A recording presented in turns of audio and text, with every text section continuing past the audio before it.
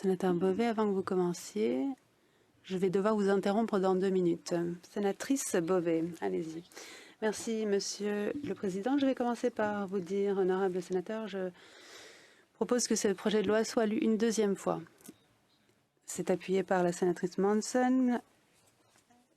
En débat, sénatrice Beauvais. Merci, Monsieur le Président. Honorable sénateur, je prends la parole aujourd'hui une fois de plus en tant que parraine et pour appuyer le projet de loi S-205, loi modifiant la loi sur le Parlement du Canada, artiste parlementaire lauréat. C'est la 3e fois qu'il est présenté dans cette enceinte. Elle a été soumise à un comité et a reçu le soutien unanime du Sénat qui l'a envoyé à l'autre chambre où il est mort lorsque le Parlement s'est levé pour les élections. A été prorogé. Je l'ai ramené lors de notre dernière séance et je le fais à nouveau après la prorogation. D'abord, présenté par notre ancienne collègue, le sénateur Moore, le projet de loi S-205 crée un artiste visuel lauréat sur la colline du Parlement dans le même esprit et avec le même raisonnement que notre poète lauréat.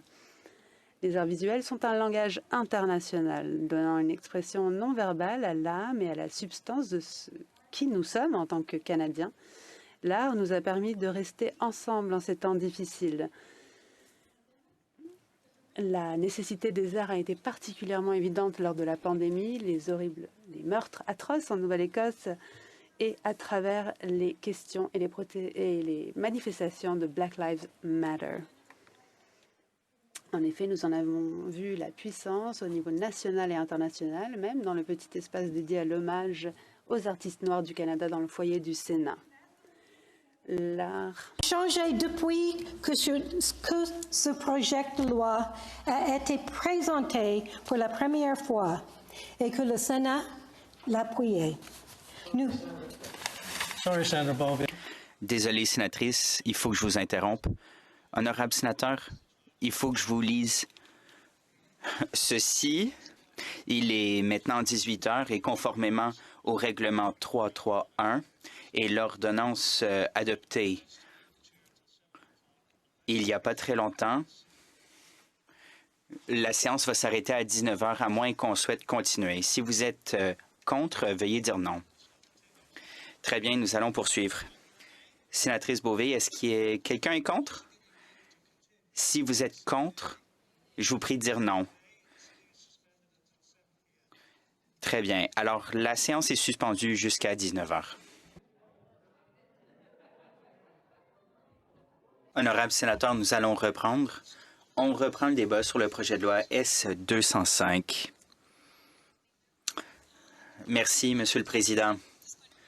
Honorable collègue, je vais répéter quelques phrases pour qu'on puisse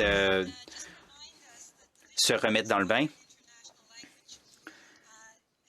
Les arts visuels sont effectivement une langue internationale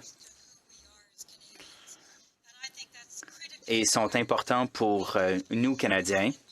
C'est particulièrement important pour nous au Parlement. Je voudrais réaffirmer que les arts visuels nous ont permis de rester ensemble au cours des derniers mois. Et en sortant de la pandémie, les arts vont nous ramener ensemble pour qu'on puisse se retrouver de nouveau avec nos amis et notre famille. Changé depuis que ce projet de loi a été présenté pour la première fois et que le Sénat l'a appuyé. Nous vivons des temps difficiles et les nouvelles sont à l'avenant. Les manifestations au sujet de bien des dossiers sont plus nombreuses et un grand soutien est témoigné envers les personnes qui sont dans le besoin, en colère ou victimes de diffamation et de discrimination. Les Canadiens sont en quête de bonnes nouvelles, de positif, d'honnêteté et d'autonomie dans leur vie quotidienne. C'est ce que fait ce projet de loi. Un artiste visuel lauréat sur la colline apportera aux Canadiens la substance des efforts du Parlement. Il soulignera l'importance de notre démocratie actuelle et présentera les questions et le travail que les parlementaires accomplissent au nom de tous les Canadiens. et il communiquera les valeurs, les perspectives, les principes et les réalités aux Canadiens de longue date et aux nouveaux Canadiens, ainsi qu'aux immigrants et aux réfugiés, quelle que soit leur langue maternelle. Un artiste parlementaire lauréat montrera certainement la diversité du Canada, quel que soit le support visuel utilisé. La peinture, l'impression, la sculpture, le dessin, la vidéo, le film, l'installation ou la photographie. Tout artiste nommé au poste d'artiste visuel lauréat considérerait comme un honneur de servir d'ambassadeur artistique et de créer des œuvres liées à la colline du Parlement. En effet, le mot lauréat désigne lui-même l'honneur d'une distinction dans un domaine particulier. Le Parlement du Canada n'a jamais eu de lauréat en art visuel, mais il existe des précédents de lauréats en art visuel dans diverses provinces et territoires, notamment en Ontario, à Victoria et à Toronto. L'artiste autochtone Christy Belcourt a reçu le prix du Conseil des arts de l'Ontario pour les arts autochtones en 2014. La lauréate de la photographie de la ville de Toronto pour 2019-2022 est Michelle Pearson Clark qui, selon ses propres mots, utilise son rôle pour inspirer le changement dans la ville et encourager la justice sociale. Fin de la citation. De nombreux États, dont New York, le Dakota du Sud, le Texas et le New Hampshire, ont des artistes visuels lauréats. L'Australie et le Royaume-Uni ont des lauréats enfants qui ont été simultanément plutôt artistes visuels. Et il en va même à Culver City, en Californie. Honorable sénateur, le projet de loi S-205, comme vous le savez, modifie la loi sur le Parlement du Canada afin de créer le poste d'artiste parlementaire officiel. Il repose exactement sur le même principe que pour le poète officiel. L'artiste lauréat, tout comme le poète officiel, serait un fonctionnaire de la Bibliothèque du Parlement, tout comme le directeur parlementaire du budget et d'autres fonctionnaires du Parlement. Cela garantit leur indépendance. Tel que rédigé, les présidents du Sénat et de la Chambre des communes choisissent l'artiste lauréat à partir d'une liste de 3 noms fournis par une commission présidée par le bibliothécaire parlementaire. Ce comité comprendrait le bibliothécaire et archiviste du Canada, le commissaire aux langues officielles du Canada, le directeur général du Conseil des arts, le directeur du Musée des beaux-arts et le président de l'Académie royale des arts du Canada ou leurs représentants. Des deux chambres pour une période maximale de 2 ans, l'artiste officiel aurait pour mandat, comme je l'ai déjà dit, de promouvoir les arts au Canada par l'entremise du Parlement en créant ou faisant créer des œuvres artistiques. À la demande de l'une ou l'autre des présidents, il ou elle pourrait créer des œuvres destinées à l'usage du Parlement ou à des cérémonies d'État. L'artiste officiel pourrait aussi parrainer des événements artistiques, de même que conseiller le bibliothécaire parlementaire sur la collection de la bibliothèque et les acquisitions propres à enrichir celle-ci dans le domaine de la culture. L'un ou l'autre des présidents pourrait aussi demander au titulaire du poste d'assurer des fonctions connexes. Quel profit en tireraient les Canadiens? L'artiste officiel, par ses œuvres, décrirait et ferait connaître aux Canadiens le travail du Parlement et les questions d'intérêt national. Pour reprendre les propos de Derek Beaulieu, poète officiel de Calgary, c'est un levier de changement culturel. On a dit à maintes reprises que les arts sont l'outil le plus puissant pour opérer des changements sociaux. Nous avons plus que jamais besoin de pareils outils pour aborder des questions touchant la pauvreté, la discrimination raciale, la prévention du crime, la santé et bien d'autres. Simon Brault, Canada Council for the Arts. Simon Brault, PDG du Conseil des arts du Canada, a écrit dans son livre « Pas de culture, pas d'avenir. Les arts et la culture ne peuvent pas sauver le monde, mais peuvent contribuer à le changer. » Le pouvoir de transformation et d'enchantement de l'art gagne du terrain. La culture, dit-il, est l'avenir. Le rapport parlementaire multipartite de 1999 intitulé « Un sens du lieu, un sens de l'être » déclarait que le rôle des artistes est non seulement de refléter les valeurs de la société dans laquelle ils vivent, mais aussi de réfléchir aux questions que la société doit aborder si elle veut mieux se connaître elle-même.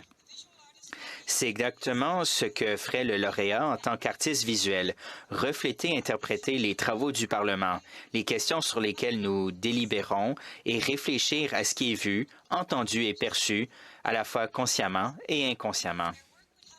Leur travail contribuerait à combler le manque de connaissances en matière d'éducation civique, de rôle de la démocratie et de fonctionnement du Parlement, et j'espère qu'il contribuera à augmenter le taux de jeunes électeurs.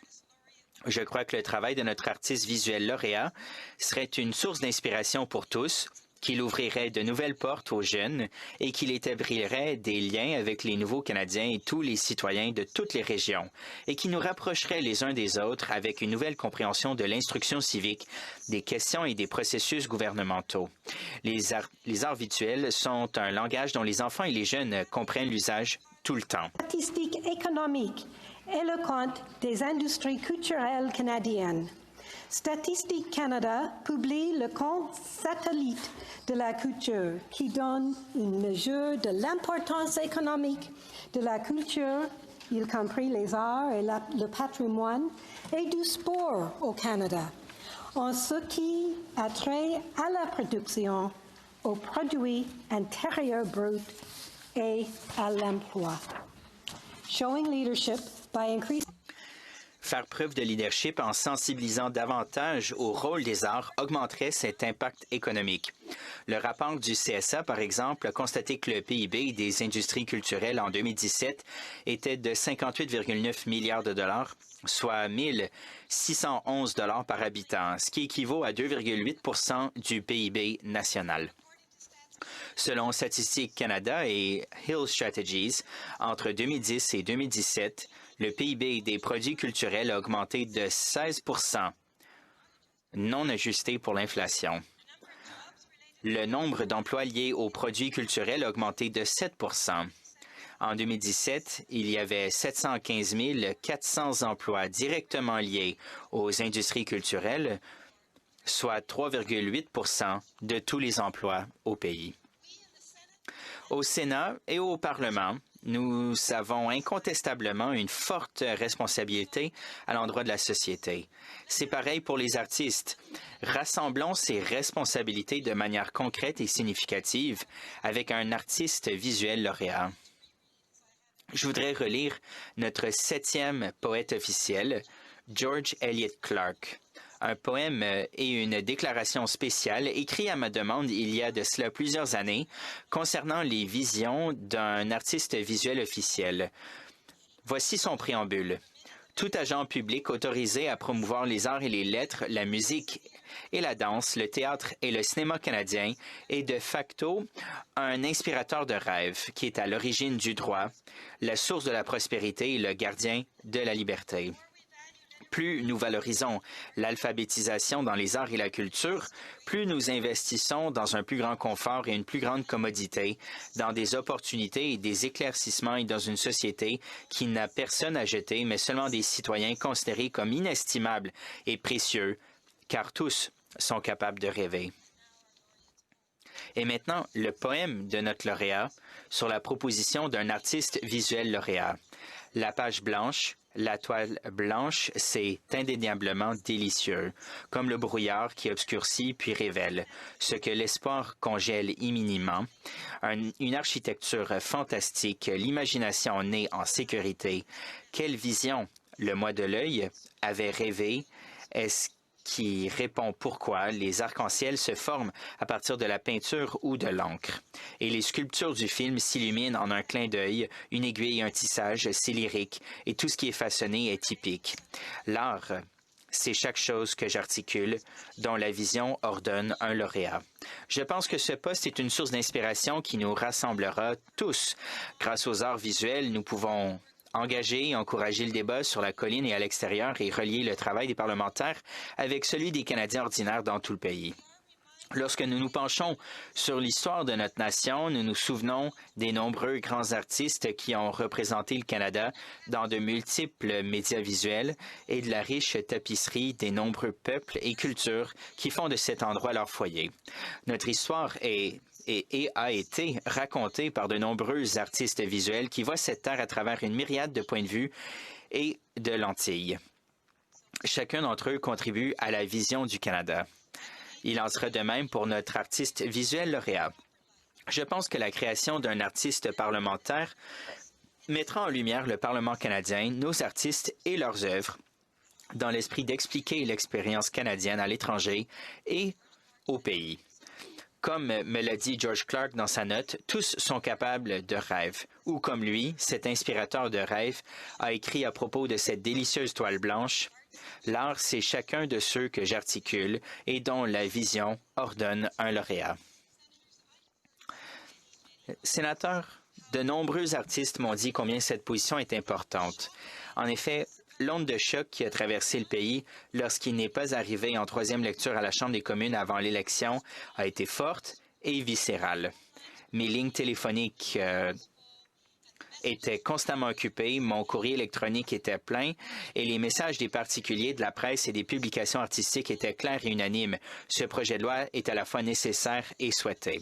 Plus récemment, des artistes m'ont dit que l'adoption de ce projet de loi, même s'il n'y aura qu'un seul lauréat en art visuel tous les 2 ans, serait un important appui moral et bienvenu pour les artistes canadiens en ces temps sombres. Les artistes travaillant dans d'autres disciplines ont également fait écho à ces sentiments lors de mes rencontres et conversations. Je peux vous assurer que le soutien du Parlement à cet égard sera extrêmement bien accueilli. J'espère qu'une fois de plus, vous soutiendrez ce projet de loi. Merci.